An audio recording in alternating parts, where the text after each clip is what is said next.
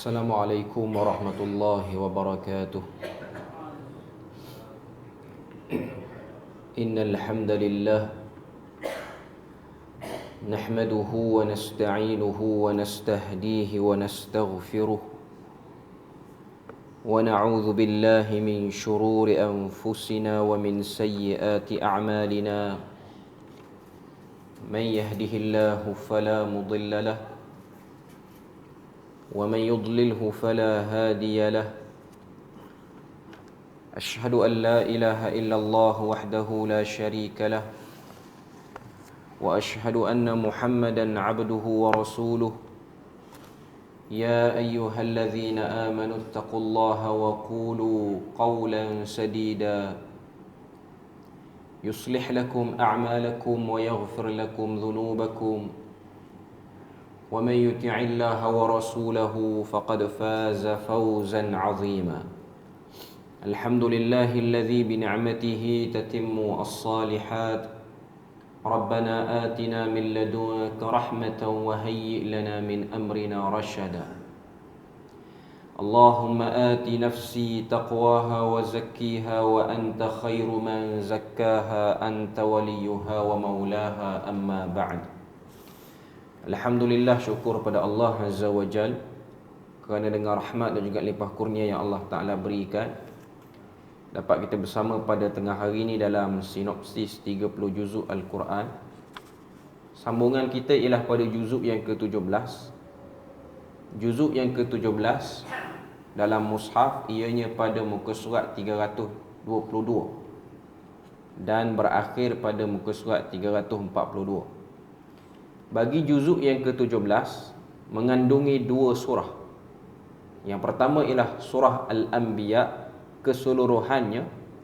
Seterusnya ialah surah Al-Hajj ayat 1 sampailah ayat yang ke-78 juga secara keseluruhan daripada surah Al-Hajj. Perbahasan yang terdapat dalam juzuk yang ke-17 kalau kita tengok daripada dua surah itu, iaitu surah Al-Anbiya dan juga surah Al-Hajj. Surah Al-Anbiya seperti mana namanya, iaitu Nabi-Nabi, sudah pasti terkandung di dalamnya cerita Nabi-Nabi. Kalau kita tengok permulaan kisah Nabi yang disebut bermula dengan Nabi Musa dan diakhiri dengan Nabi Isa, iaitu ayat yang ke-48 daripada surah Al-Anbiya sampailah kepada ayat yang ke-91 surah Al-Anbiya. Tema yang terdapat dalam surah Al-Anbiya ialah perutusan para nabi kepada manusia merupakan rahmat daripada Allah Azza wa Jalla.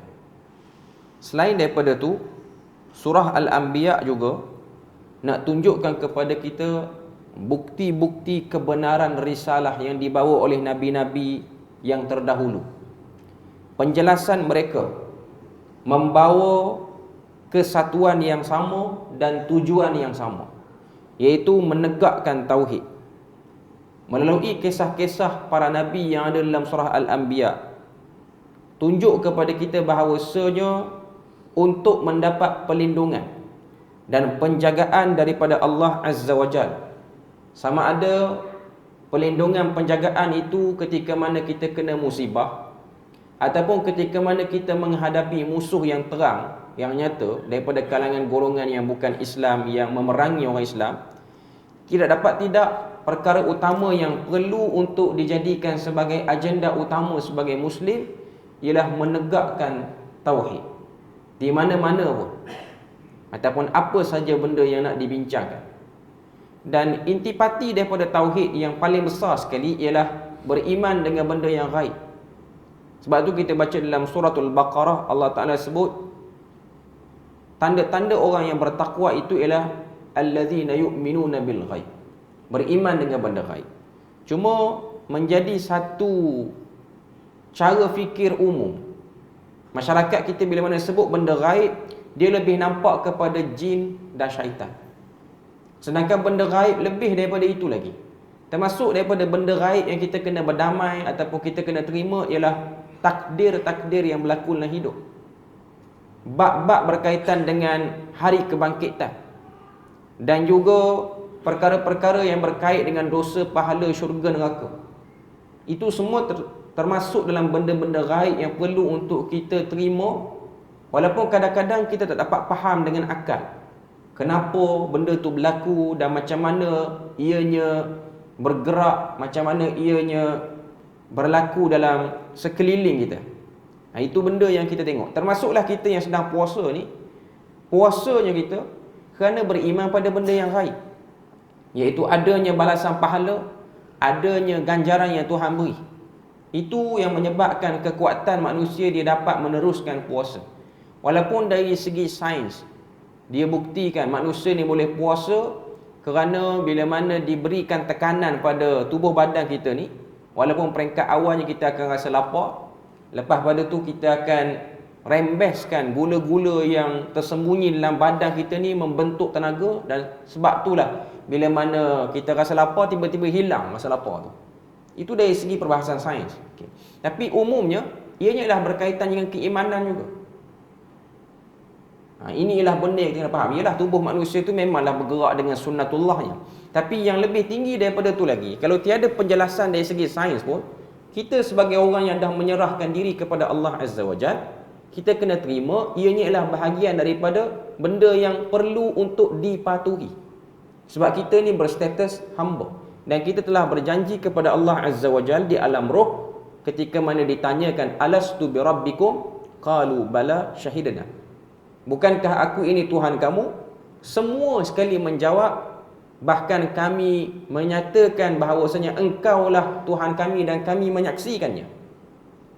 Ayat tu kalau kita tengok, Allah Ta'ala sebut semua manusia, termasuklah orang kafir sekarang pun. Kalau tuan-tuan tengok pemimpin-pemimpin non-Muslim yang benci pada Islam, dia dulu di alam roh pun sebut alastu bi rabbikum qalu bala syahidna. Dia pun sebut yang sama. Tuan-tuan tengok pemimpin-pemimpin yang bukan Islam yang besar dendamnya terhadap orang Islam, macam Presiden India Narendra Modi apa semua yang bantai orang Islam hari-hari.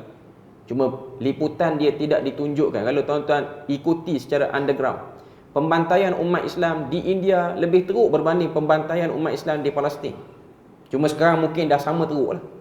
Cuma yang di India seakan-akan tidak diangkat oleh media.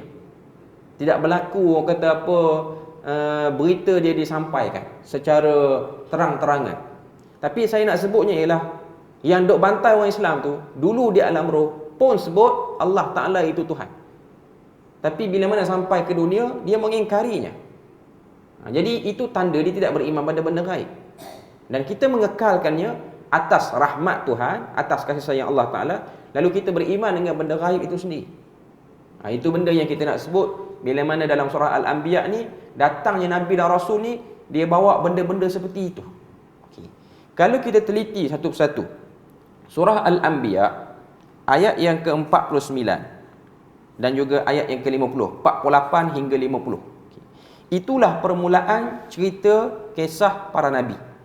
Ayat yang ke-48 hingga 50 tu, ia berada pada muka surat 326, iaitu firman Allah Ta'ala, وَلَقَدْ آتَيْنَا مُوسَى وَهَارُونَ الْفُرْقَانِ وَضِيَاءً وَذِكْرًا لِلْمُتَّقِينَ.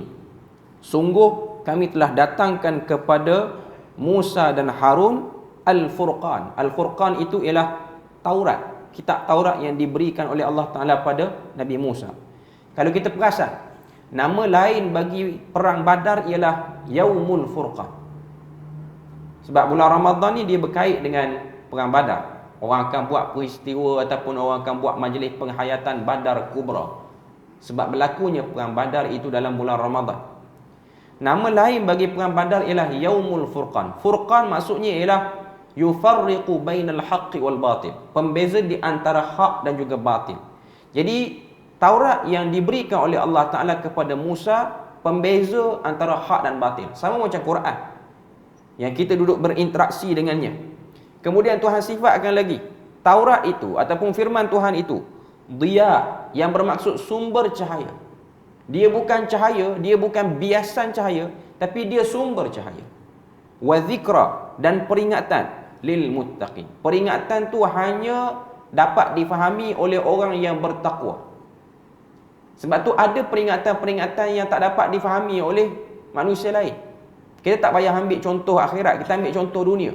Berapa banyak signboard atas jalan raya ni, had laju 90, had laju 110, tapi yang berhati-hati ialah pemandu yang berhemah, yang mengikutinya.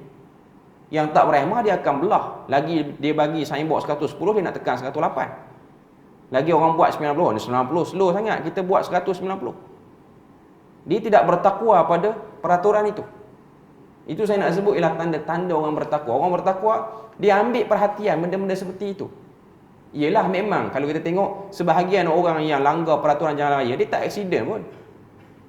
Dan lebih menyedihkan, orang yang jaga peraturan, kadang-kadang dia aksiden. Bahkan ada yang mati pun. Dia berhemah tapi dia mati kerana akibat orang lain. Tapi dia berhemah. Dia macam orang yang beriman, bertakwa. Dia bertakwa, dia dibunuh oleh orang kafir. Orang kafir tak mati pun. Tapi dia yang mati. Tapi kematian dia ialah kematian yang berbentuk kemenangan.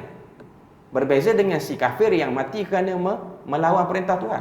Berbeza dengan orang yang aksiden kerana dia langgar peraturan. Dalam dia aksiden, dia mati itu pula dalam langgar peraturan. Jadi ianya ialah bertimpa-timpa keburukan. Sebab tu hormati dan waspadai sempadan-sempadan perintah Tuhan yang perlu untuk kita hormati. Kemudian diteruskan lagi cerita Nabi Ibrahim. Bila mana Allah Ta'ala cerita tentang pertembungan Nabi Ibrahim dengan ayahnya. Yang tu pada ayat 51 sampai 73. Cerita Nabi Ibrahim ni dia agak detail sikit untuk surah Al-Anbiya ni. Bermula dengan pertembungan dengan ayahnya sampailah kepada cerita dia meruntuhkan berhala yang disembah oleh kaum dia, dan sampailah kepada dia dibakar. Maknanya daripada bergaduh dengan orang paling dekat, pergi kepada kaum, bahkan pergi kepada mencabar raja di tempat itu, ataupun Namrus namanya. Kemudian pergi kepada cerita Nabi Lut, ayat 74 sampailah ayat yang ke-75. Cerita Nabi Lut ni dia tak panjang. Kalau kita tengok Allah Ta'ala sebut ayat 74, walutan atainahu hukman wa ilma. Ayat 74 Allah Ta'ala sebut, dan kami berikan kepada Nabi Lut itu hikmah dan ilmu. Mungkin saya pernah sebut dah sini. Kenapa ilmu dan hikmah dibezakan? Bila mana ada ayat Al-Quran yang membezakan antara ilmu dan hikmah, dia macam cerita dalam surah Yusuf. Bila mana Allah Ta'ala kata kami beri pada Yusuf ilmu dan hikmah. Hikmah dan ilmu. Sini ayat ni pun sama. Diberikan kepada Lut itu hikmah dan ilmu. Kalau kita tengok trend ayat-ayat macam ni, Nabi Yusuf dengan Nabi Lut, kedua-dua Nabi ni, Nabi Yusuf dengan Nabi Lut, ujian dia lah ujian syahwat. Ujian syahwat. Nabi Yusuf, dia orang yang handsome, diuji dengan perempuan yang nak bersama dengan dia. Nabi Lut, dia seorang Nabi, dia diuji dengan orang sejantina dengan dia yang nak dekat dia. Yang ni lagi teruk lah. Cuma biasanya ujian syahwat ni Tuhan akan datangkan ayat hikmah ilmu. Sebab tu ada orang yang terlibat dengan benda-benda yang berkaitan dengan syahwat ni. Sama ada dia simpan perempuan ataupun dia songsang, dia kadang-kadang orang cerdik. Sebab tu tak pelik kita tengok orang yang terlibat dengan LGBT ataupun penzinaan daripada kalangan orang yang ada CJ yang tinggi-tinggi. Benda tu tak pelik. Tapi apa yang menyebabkan dia orang terlibat? Kerana dia orang hanya ada ilmu, hikmah tidak ada. Tapi dalam dua ayat ni, dalam dua surah ni, iaitu surah Al-Anbiya dengan surah Yusuf, Allah Ta'ala cerita tentang bagaimana Yusuf kami beri pada dia hikmah, bagaimana Lut juga kami beri pada dia hikmah. Kerana hikmahlah benteng supaya ilmu itu berfungsi pada diri dia. Sebab ada berapa ramai orang ilmunya banyak tapi tak berfungsi untuk diri dia. Bahkan ilmu tu menjadi beban untuk diri dia, menjadi sebab dia dikenakan azab oleh Allah Azza wa Jalla. Sebab tu peranan hikmah ini besar. Sebab tu Nabi Ibrahim pun antara Nabi yang berdoa, Rabbi habli hukman wa alhiqni bis salihin. Cara dia untuk kita dapat hikmah, memang kita kena duduk dekat dengan orang saleh. Sebab tu kebanyakan orang yang rebah dengan syahwat ni kerana apa? Sebab kawan-kawan dia pun daripada kalangan orang yang berfoya-foya. Cuma Nabi Yusuf ni dia special case lah. Dia duduk seorang diri, kesalehan ayahnya yang menyebabkan dia terjaga. Sebab tu kita ni kena jadi saleh bukan kerana kita saja-saja. Kerana anak kita yang belajar jauh daripada pandangan mata kita. Kesalehan kita lah yang menjaga dia daripada jauh. Sebab tu ada orang dia macam-macam beli. Dia beli CCTV lah, dia beli application ni lah, dia upah orang lah untuk awasi anak dia, tapi dia tak saleh pun. Akhirnya anak dia tak jatuh. Bahkan lebih teruk lagi, orang yang dia upah untuk awasi anak dia, orang tu pula berpaling tadah. Dia pula bayar. Dia bayar orang tu untuk tengok anak dia daripada jauh, anak dia bayar kawan ni untuk tipu ayah dia. Akhirnya menipu dua-dua. Tapi kesalehan yang menjaga. Sebab tu Nabi Yusuf dijaga oleh kesalehan ayahnya. Nabi Lut dijaga oleh kesalehan kawan-kawannya yang saleh. Sebab tu orang muda, dia nak jaga syahwat dia, dia kena cari orang yang saleh. Sebab tu dia kena pilih kawan. Dia sangat-sangat kena pilih kawan. Bukan orang muda je, orang tua pun sama lah. Sebab dia ada orang, waktu muda dia tak liar sangat, tapi waktu tua dia liar. Waktu muda dia kerja apa semua, akhirnya duit banyak, tua baru plan nak kahwin ramai. Dia liar tua. Kerana apa? Kerana kawan-kawannya yang cucuk. Kahwin lah, duit banyak. Saya tak kata kahwin tu salah, tapi akhirnya menyebabkan berlaku keretakan yang lain. Kahwin tanpa ada, orang kata apa, tanpa ada pertimbangan ilmu yang baik. Kerana nak tunjuk aku berani walaupun dalam rumah perang saudara. Ini antara benda yang berlaku. Cuma nak katanya, trend ayat-ayat yang melibatkan fitnah syahwat mesti akan datang macam ni. Walutan atainahu hukman wa ilma. Beza dengan ayat sebelum ni, kalau tengok pada ayat yang ke-51, untuk kes Nabi Ibrahim, dia hanya sebut walaqad ataina Ibrahima rusydahu. Yang tu pada ayat 51. Tapi untuk Nabi Lut, walutan atainahu hukman wa ilma. Nabi Ibrahim diberi kecerdikan, tapi Nabi Lut diberi hikmah dan ilmu. Sebab hikmah yang akan menjaga syahwat orang tu. Sebab fitnah syahwat ni, dia lebih dahsyat berbanding fitnah-fitnah yang lain. Zaman kita ni lagi dahsyat lah, sebab syahwat sudah liar. Dia bukan hanya pada lawan jantina, bahkan pada sama jantina. Bahkan lebih dahsyat lagi, istilah yang digunakan oleh orang sekarang, dia panggil bisexual. Laki perempuan balah belaka, dua-dua. Ini syahwat lagi liar. Bahkan zaman kita lagi dahsyat, mayat pun balah, haiwan pun balah. Empat keliaran syahwat dia. Tidak, dia kena duduk dengan orang yang saleh. Dia kena melazimi masjid, kena tengok orang yang sentiasa jaga salat dia. Di situlah tempat untuk dia membina hikmah pada diri dia. Okay. Allah Ta'ala sebut pada kisah Nabi Lut ayat 74-75, ialah bagaimana Allah Ta'ala beri pada dia hikmah dan ilmu. Sebab tu kita jangan minta Tuhan beri ilmu saja, minta Tuhan beri hikmah. Hikmah ni maknanya kita boleh membentengi diri kita waktu kita perlu. Dia ada orang, waktu dia sembang dengan orang, dia tak boleh agak. Orang ni okey tak untuk kita layan. Itu tanda hikmah dia tak berapa mencair dalam diri dia. Orang yang ada hikmah yang mantap, dia tengok orang. Saya taklah kata benda ni macam karamah ke apa, tapi dia sebahagian daripada perbahasan yang para ulama sebut sebagai firasah ataupun firasat. Tuhan jadikan dengan kesalehan dia tu, dia akan ada rasa something pada orang ni. Kebanyakannya macam tu.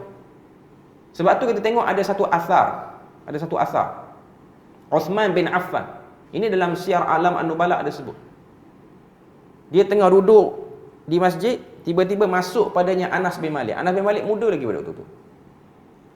Masuk Anas, Uthman ni menantu Nabi. Dan orang kaya, businessman. Dia kata, aku melihat pada matamu kesan daripada zina. Masuk kawan tu, dia kata macam tu. Masuk Anas, Uthman kata macam tu. Lalu Anas pun kata, tadi sebelum pada aku masuk sini, aku terlihat seorang perempuan dan aku rasa seronok tengok perempuan tu. Lalu Uthman kata, itulah zina kamu. Kesan pada zina mata. Ini bukan ilmu karamah yang wali-wali tu. Cuma nak kata kesan kesalehan. Dia menjaga kepribadian orang tu, dan orang yang duduk dekat tu dapat manfaat. Dan cara untuk mendapatkannya ialah dengan menjaga amal-amal kewajipan, mempertingkatkan amal-amal sunat, tanpa ada campur baur amalan-amalan khurafat yang tak jelas padanya. Allah Ta'ala akan beri kemuliaan. Itulah benda yang berlaku kepada Umar Al-Khattab ketika mana tengah khutbah, dia nampak tentera Islam yang cuba diseram hendak daripada tempat yang jauh kerana kesalehan dia. Tapi kita beramal bukan kerana nak benda tu. Cuma nak katanya, ini ialah bentuk daripada hadiah Tuhan kepada orang yang taat, iaitu Tuhan jadikan dia ni ada kelebihan. Macam tuan-tuan tengok orang kerja kerajaan, kelebihan dia apa? Loan mudah lepas daripada orang yang lain. Orang yang banyak beramal, kelebihan dia apa? Dia lebih terbenteng daripada orang jahat. Itu kelebihan-kelebihan yang Tuhan beri. Walaupun kelebihan tu bukanlah benda yang mustahak untuk diri dia, tapi nak kata ini ialah kelebihan-kelebihan yang Tuhan akan beri sebagai kemuliaan. Mesti akan ada kemuliaan. Orang kerja dengan jawatan ni, kemuliaan dia apa? Beza dia dengan orang biasa. Orang duduk dalam tentera, dia ada beza dia dengan citizen ni, dengan orang biasa. Ada perbezaan dia. Itu bab dunia, bab akhirat pun sama. Sebab tu kita jangan rasa rugi bila mana kita buat amal, ataupun kita tertinggal dunia kerana kita nak kejar amal. Jangan rasa rugi dalam bulan Ramadan ni. Bahkan amalan-amalan yang kita buat itu, kalau tidak meningkatkan kebaikan di dunia, kebaikan dunia ni maksud saya, kita ni terhalang pada kena tipu, terhalang pada orang yang jahat, paling-paling kurang pun meningkatlah kedudukan kita di akhirat nanti. Sebab kita bukan memburu benda-benda seperti itu. Dia akan jadi lain macam pula. Cuma nak sebutnya ialah fungsi hikmah itu besar dalam hidup. Fungsi hikmah itu besar dalam hidup. Okay. Kemudian kisah Nabi Nuh ayat 76. Allah Ta'ala sebut, wa nuhan idh nada min qablu fastajabna lahu fanajjaynahu wa ahlahu minal karbil azim. Itu permulaan cerita Nabi Nuh. Kemudian cerita Nabi Daud dan juga cerita anaknya Nabi Sulaiman ayat 78 sampailah ayat yang ke-82, cerita bagaimana Allah Ta'ala jadikan kefahaman yang lebih diberikan oleh Allah kepada Nabi Sulaiman. Daripada cerita Nabi Daud, Nabi Sulaiman nak sebut pada kita bagaimana besarnya hati Nabi Daud menerima kesilapan ijtihad dia ketika mana ada satu kes waktu kerajaan dia. Yang lebih benar dalam ijtihad dia ialah anak dia, iaitu Sulaiman. Satu pelajaran yang kita boleh belajar ialah walaupun kita lebih berusia dan pangkat tinggi, kadang-kadang ijtihad kita tumpul. Dan kalau kita baca cerita ataupun ayat dalam surah Yusuf, kita akan jumpa ayat wa fawqa kulli dhi ilmin alim. Di setiap orang yang ada ilmu akan ada orang yang lebih tinggi lagi padanya, di mana-mana zaman pun. Sebab tu bila mana kita tengok satu orang dia ceramah sedap apa semua, nanti akan datang satu zaman orang lain pula yang akan lebih sedap pada dia. Benda tu tak akan berhenti sampai bila-bila pun. Kita tengok orang ni belajar tinggi, cerdik, semua A. Nanti akan ada semua orang A, bahkan dia seorang je. Atas dunia mana ada huruf A semua dia dapat. Akan ada lebih lagi daripada tu, dan akan ada lebih lagi daripada tu. Nak sebut pada kita cerita antara Nabi Daud dan juga Nabi Sulaiman. Kemudian Nabi Ayub ayat yang ke-83 sampailah ayat yang ke-84, cerita Nabi Ayub. Wa ayyuba idh nada rabbahu anni massani yadhurru wa anta arhamur rahimin. Cerita Nabi Ayub yang paling besar Allah Ta'ala nak angkat ialah berkenaan dengan kesabarannya. Sebab Nabi Ayub ni yang paling dahsyat ialah kesabaran dia. Nak beritahu pada Nabi Muhammad, contohilah Nabi Ayub alaihissalam dalam menghadapi dakwah, dalam menghadapi penentangan. Bagaimana Nabi Ayub malu untuk berdoa kepada Allah supaya diberi pengangkatan musibah. Selepas hampir 18 tahun dah sakit. Nabi Ayub ni dia senang 20 tahun, kena sakit 18 tahun, isteri dia kata mintalah dekat Allah Ta'ala supaya bagi sembuh. Dia kata tak berani nak minta sebab baru 18, ada 2 tahun lagi. Nak bagi sama balance dengan senang dulu. Bukanlah nak kata benda tu salah, tapi nak kata kecekalan hati sebahagian orang tu berbeza. Okay. Kemudian Nabi Ismail, Nabi Idris dan Zulkifli ayat 85 sampai ayat yang ke-86. Yang tu Allah Ta'ala cerita secara ringkas. Kemudian kisah Nabi Yunus 87 dan juga 88. Kisah Nabi Yunus, wa dhannuni idh dhahaba mughadiban fa dhanna an lan naqdir alayhi fanada fi adh-dhulumat alla ilaha illa anta subhanaka inni kuntu minadh zalimin. Yang ni yang besar daripada cerita Nabi Yunus, iaitu tasbihnya yang diikat sekali dengan kalimah tauhid itu, la ilaha illa anta subhanaka inni kuntu minadh zalimin. Kerana dia sebut benda tu, kata Allah Ta'ala fastajabna lahu, kami kabulkan permintaan dia, ampunkan dosa dia, wa najjaynahu minal gham, kami selamatkan dia daripada kesusahan. Okay, kalau kita tengok perkataan yang digunakan dalam ayat yang ke-88, wa najjaynahu minal gham, kami selamatkan Nabi Yunus daripada kesusahan. Gham ni bahasa Melayu akan terjemah kesusahan, tapi dari segi bahasa Arab, kesusahan ni yang kelam, tak nampak jalan keluar langsung. Perkataan gham ni maksudnya gelap yang tertutup. Dia ada kita kena uji apa-apa, waktu kita kena uji tu kita nampak macam tak nampak jalan apa. Waktu tu Nabi Yunus, la ilaha illa anta subhanaka inni kuntu minadh zalimin. Sebab hampir mustahil dalam sejarah manusia di dunia ni yang dah ditelan ikan, dia boleh keluar selamat balik. Hampir mustahil. Tuan-tuan tengok cerita orang kena baham dengan buaya. Berapa ramai yang hidup? Tak ramai yang hidup, melainkan last sekali mati dalam perut buaya tu. Walaupun orang kata apa, ada setengah-setengah. Kalau etnik tertentu di Sarawak ni apa semua tak puas hati dengan buaya tu, tangkap, buat gulai, makan kenduri yang ramai, dengan sebab makan orang kampung dia. Tapi tidak menghidupkan orang tu, tidak menghidupkan pun si mati tu pun. Cuma yang kes Nabi Yunus dia sangat special. Dah kena telan, luah balik, hidup. Luah balik tu hidup. Sangat jarang benda seperti ini berlaku.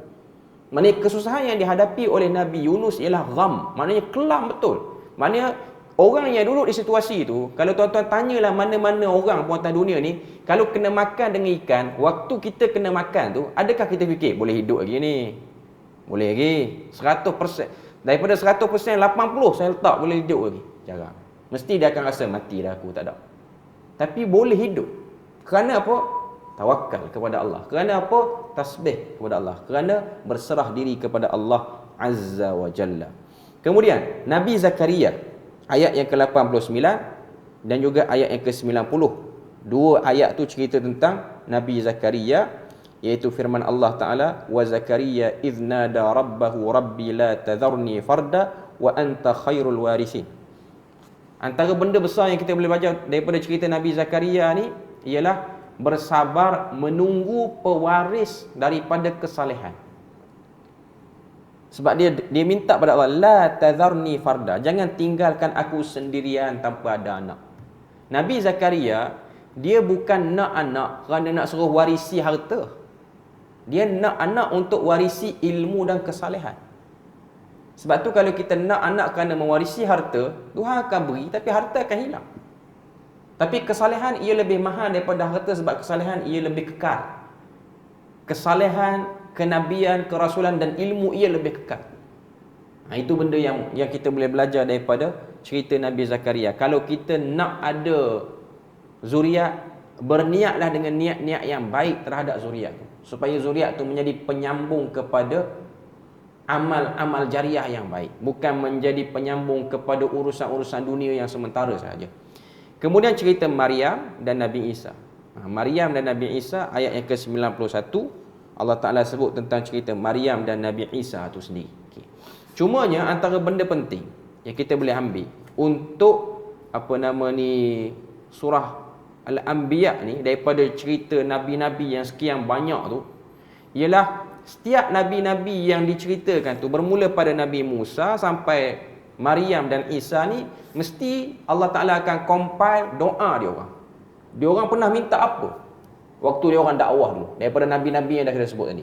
Rahsia kenapa Allah Ta'ala ceritakan doa-doa Nabi ni, kita tengok pada ayat yang ke-90. Ayat 90, muka surat 329, bawah sekali, yang paling bawah sekali. Inilah rahsia kenapa doa-doa para Nabi dimakbulkan dan mereka diberikan sebaik-baik permintaan. Dia orang dapat istijabah yang sebaik-baiknya. Iaitu ada 3 elemen. Kita tengok dulu ayat tu. Fastajabna lahu wa wahabna lahu Yahya wa aslahna lahu zawjah innahum kanu yusari'una fil khairat wa yad'unana raghaban wa rahaba wa kanu lana khashi'in. Allah Ta'ala sebut pada ayat yang ke-90, kami kabulkan doanya, yang ini cerita Nabi Zakaria, kami anugerahkan kepadanya Yahya dan kami jadikan isterinya mengandung pada usia yang mustahil perempuan mengandung. Kerana apa? Tuhan sebut yang ujung. Yang ujung tu kita boleh ambil. Kerana mereka semua ni, innahum kanu. Hum tu kembali kepada Nabi Zakaria, kembali kepada isterinya, dan kembali pada semua cerita Nabi-Nabi bermula dengan Nabi Musa tu lagi. Kerana Nabi-Nabi dan Rasul ni ada 3 elemen dalam berdoa. Yang pertama, yusari'una fil khairat. Kita ni nak jadi doa kita mustajab, kita kena buat benda ni. Pertama, yusari'una fil khairat, bersegera dalam buat kebaikan. Diseru pada kebaikan, sambut kebaikan tu. Cara nak bagi doa mustajab ni. Bila mana orang seru buat kebaikan, bila mana ada ruang-ruang kebaikan, terus. Macam kita bulan Ramadan, banyak ruang-ruang kebaikan. Sudah pasti kita kena utamakan yang wajib dululah. Kalau salat, datang salat masjid. Tak datang waktu orang azan, tak datang waktu bila sebut la ilaha illallah tu baru datang. Tapi datang sebelum pada tu lagi. Lagi awal lagi bagus. Sebagaimana sebahagian orang, dia begitu awal beratur untuk beli juadah berbuka puasa. Ada orang beratur pukul 3. Buka puasa 7.30. Tuan-tuan tengok berapa jam dia beratur. Pukul 3 beratur. Saya tengok, kalau saya balik mata ayak ni, orang selalu beli murtabak yang famous tu dekat Islah. Pukul 3 dah beratur. Ni balik ni pukul 3 orang dah beratur lah.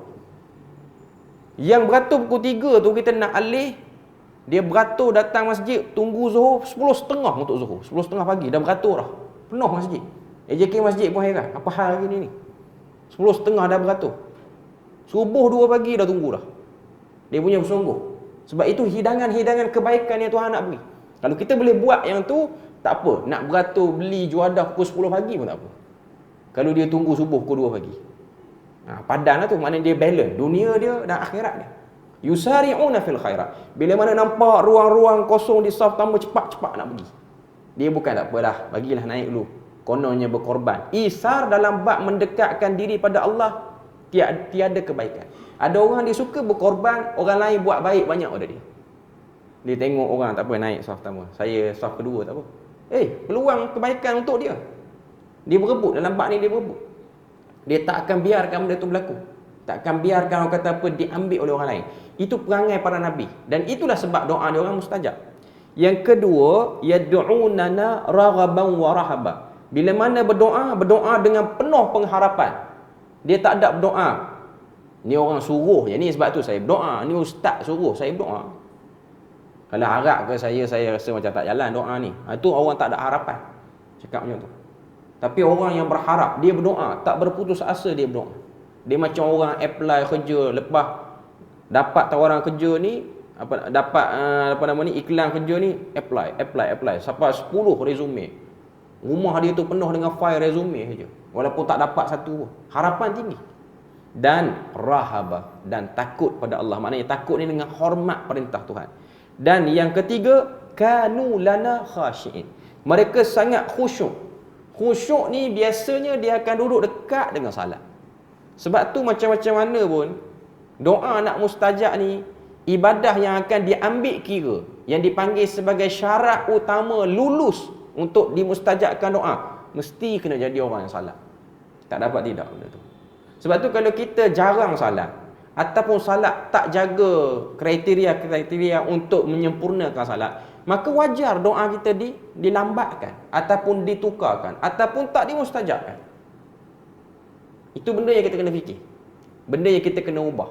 Kita kena jadi orang yang khusyuk. Khusyuk ni ialah orang yang memberi sepenuh tenaga dia, memberi the best effort untuk buat satu ibadah tu. Terutamanya salat tu lah. Okay.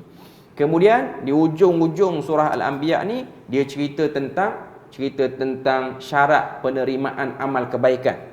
Macam ayat yang ke-94, Allah Ta'ala sebut, syarat diterimakan amal kebaikan itu, faman ya'mal minas salihati wa huwa mu'min, sesiapa yang melakukan kebaikan dalam keadaan dia beriman, fala kufrana li sa'ihi, maka tiada pengingkaran terhadap perjalanan usaha yang dia buat, wa inna lahu kadibun, kami pasti akan catat. Maknanya syarat dia kena benar-benar ikhlas beriman. Kemudian gambaran hari akhirat, ayat 97 sampai ayat 104, dan ayat yang ke-107, keistimewaan Rasulullah sallallahu alaihi wasallam. Iaitu ayat yang kita semua selalu dengarlah, wa ma arsalnaka illa rahmatan lil alamin. Tidak diutuskan Nabi Muhammad itu melainkan rahmat kepada sekalian alam. Ini ialah nak tunjuk pada kita tentang kemuliaan Nabi Muhammad sallallahu alaihi wasallam. Kemudian kita masuk surah Al-Hajj.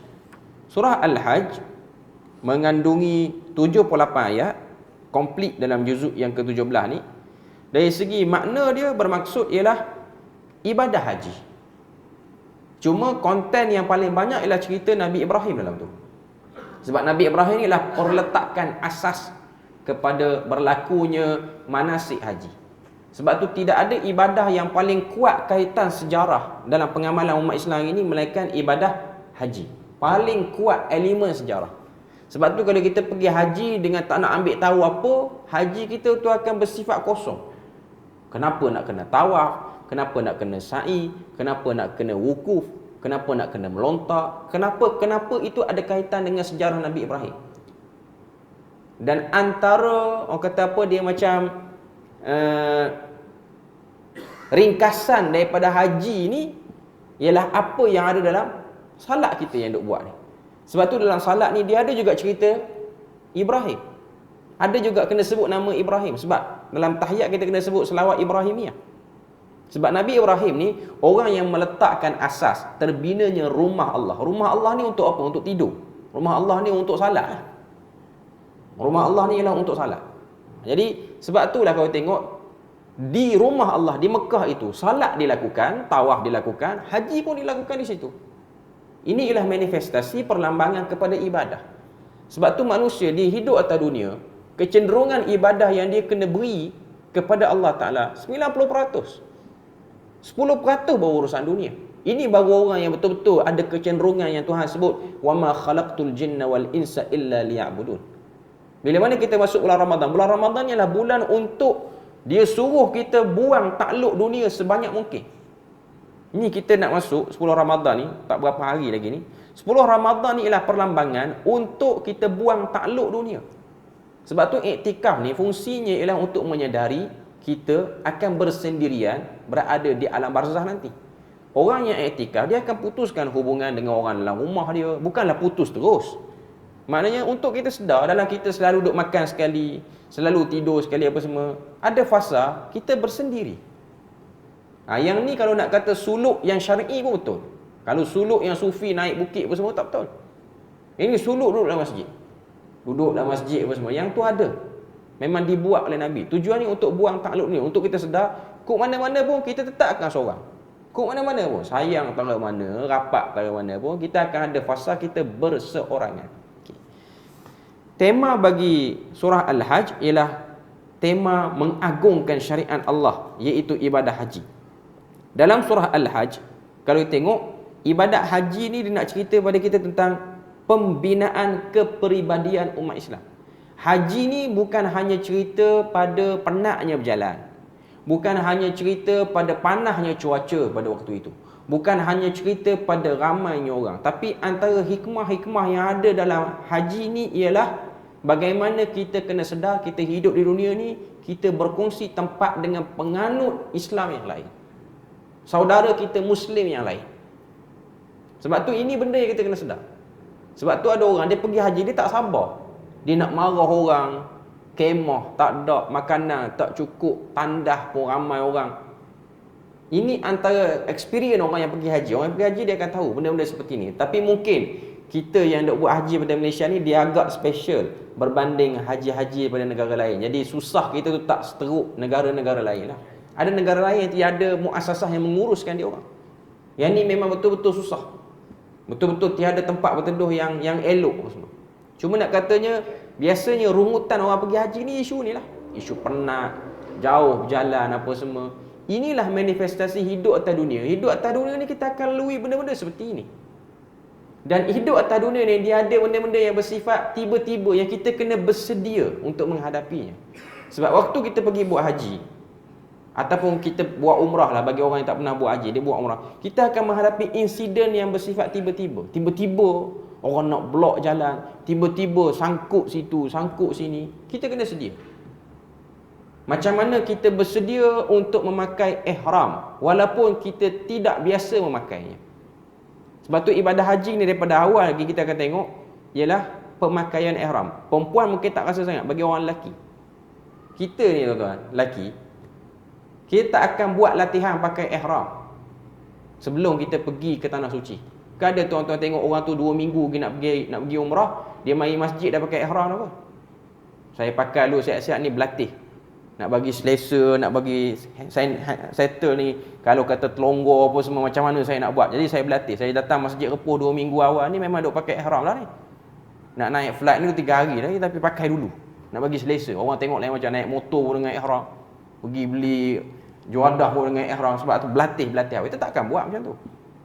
Inilah unsur ketiba-tibaan yang ada dalam hidup kita. Kita akan buat benda tu. Kita akan melalui benda tu. Sedia atau tak sedia, kita akan lalui benda tu. Okey. Jadi dalam bab haji ni yang paling besar sekali ialah perihal akhirat. Sebab Nabi sebut dalam hadis al-hajju arafatun. Haji itu ialah wukuf pada Arafah. Itulah gambaran akhirat, iaitu gambaran kebangkitan di padang mahsyar. Pada waktu tu ibadah yang paling mahal, yang paling utama dilakukan ialah berdoa. Dia macam kalau kita baca ayat-ayat Quran yang cerita tentang manusia keluar daripada kubur masing-masing ke padang mahsyar, Tuhan sebut wa khasha'atil aswatu lirrahmani fala tasma'u illa hamsa. Waktu berkumpul di padang mahsyar semua ni, daripada semua manusia yang first sampai manusia yang paling akhir, waktu tu semua tunduk diam, bunyi bisikan saja, Tuhan kata. Begitulah keadaan di padang Arafah pun. Waktu orang duduk wukuf ni, orang buat apa? Berdoa. Tapi ada juga orang lain dia buat benda lain. Cuma ibadah utama ialah berdoa. Sebab tu ada riwayat Nabi ni banyak lamanya dia berdoa, 24 jam ataupun tak sampai 24 jam lah. Lebih pada separuh hari kita berada wukuf tu, dia habiskan dengan berdoa. Nabi tak banyak sembahyang sunat. Tak banyak juga baca Quran. Ada tapi tak banyak.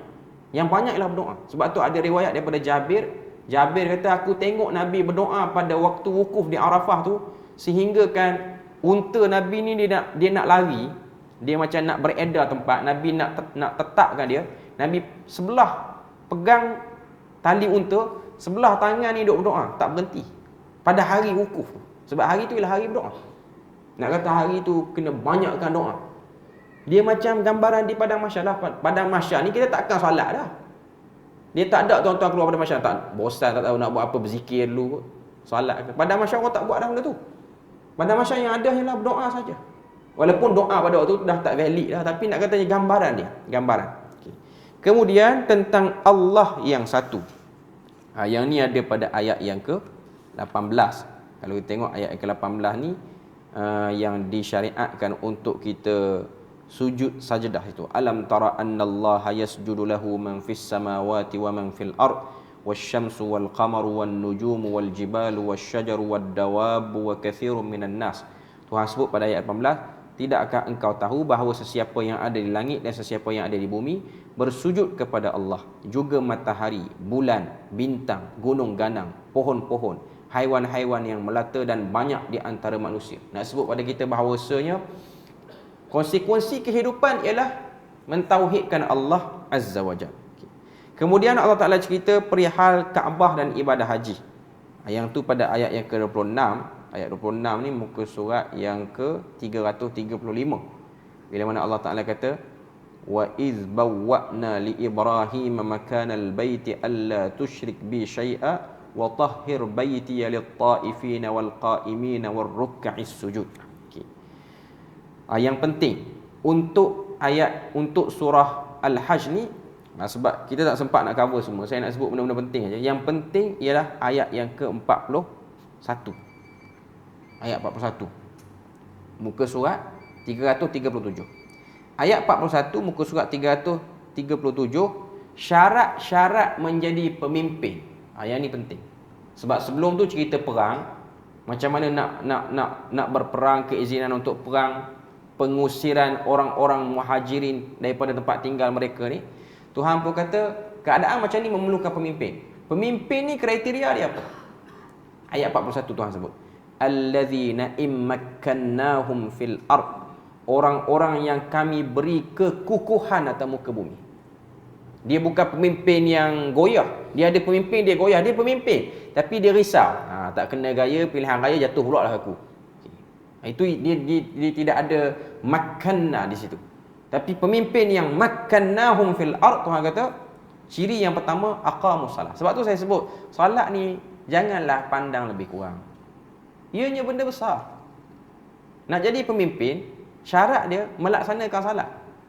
Cuma sekarang nak lantik pemimpin, orang tak ambil lah benda tu sebagai benda utama. Tapi kita akan tengok akan berlaku benda yang tak sepatutnya bila mana kita mengangkat orang yang kita tak tahu dia salat atau tak salat.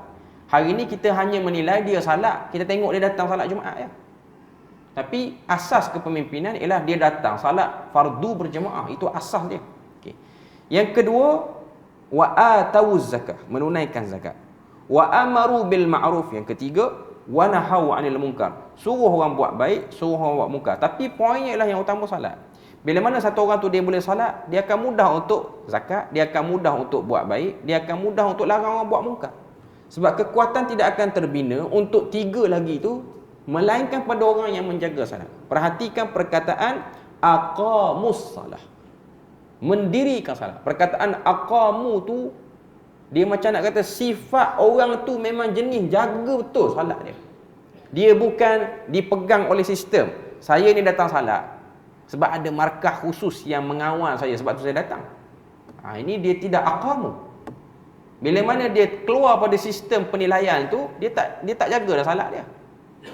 Dia macam zaman belajar sekolah, sebab duduk tertakluk dengan peraturan asrama, salat dia. Habis dia belajar, tak salat dia. Habis exam besar-besar, tak salat dah dia. Ini ialah bentuk yang tidak ada ciri-ciri aqamus salah. Okay. Kemudian Allah Ta'ala juga cerita tentang kekuasaan mutlak dia.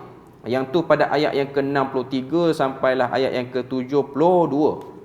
63 sampai 72. Dan pada ayat yang ke-73 Tuhan memberi perumpamaan. Yang ni muka surat last sekali surah Al-Hajj, iaitu ayat yang ke-73 muka surat 341. Ya ayyuhan nasu duriba mathalun fastami'u lah. Allah Ta'ala kata, wahai sekalian manusia, aku akan buat pada kamu satu perumpamaan, maka dengarlah perumpamaan ni. Duriba tu maksudnya perumpamaan yang memukul. Kena ni tersandar dekat dinding kalau orang kafir. Innal ladzina tad'una min dunillah, Tuhan kata, orang-orang yang sembah selain pada Allah Ta'ala, lan yakhluqu dzubaban, tak mampu mencipta seekor lalat pun.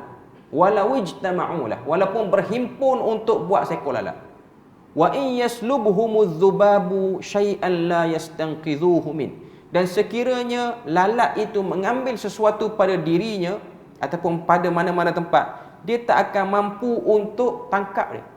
Sebab tu antara serangga yang agak sukar untuk kita tangkap dia ialah lalat. Nyamuk ni walaupun kita nampak dia terbang liar, tapi kita boleh. Lalat ni jarang-jarang. Ada orang boleh buat tapi jarang. Kita kena perhati lama. Itu berhala tak boleh buat. Dha'ufat talib wal matlub. Allah Ta'ala kata, lemahlah yang minta pada berhala dan yang diminta, dua-dua lemah. Tuhan nak beritahu kuasa mutlak ialah daripada Allah Azza wa Jalla. Dan pengakhiran surah Al-Hajj ni dia ada sajdah. Antara surah yang ada dua kali ayat sajdah dalam Al-Quran ialah surah Al-Hajj. Dua tempat. Okay. Terakhir kesimpulan, ada 5 poin yang kita boleh tengok. Kepentingan ketegasan yang disulami dengan hikmah ketika berdakwah. Yang ni ada pada surah Al-Anbiya, ada juga pada surah Al-Hajj. Yang kedua, kedatangan para nabi merupakan rahmat buat manusia. Yang ketiga, setiap yang bernyawa pasti akan mati, sebab gambaran kepada haji itu. Yang keempat, kepentingan bertawakal kepada Allah Azza wa Jalla pada juzuk yang ke-17. Dan yang terakhir, perintah jihad mempertahankan agama daripada serangan musyrikin. Dan yang last, yang keenam, yang saya tambah, keperluan meneliti penstrukturan semula komuniti Muslim melalui nilai salat. Orang Islam ni, cara nak bagi kuat komuniti dia ialah ciri kepemimpinan itu dilihat pada syiar salatnya. Sebab haji tu syiar yang besar, yang berlaku setahun sekali, tapi salat ni syiar harian yang perlu untuk dimuliakan. Alhamdulillah, selesai kita untuk juzuk yang ke-17. Esok subuh sekali lagi kita akan bahas juzuk yang ke-18 yang merangkumi 3 surah, iaitu Al-Mu'minun, An-Nur dan juga Al-Furqan. Berpada situ saja untuk petang ni. Moga Allah Ta'ala beri rahmat dan berkat. Subhanakallahumma wa bihamdik, asyhadu an la ilaha illa anta, wa astaghfiruka wa atubu ilaik. Wassalamualaikum warahmatullahi wabarakatuh.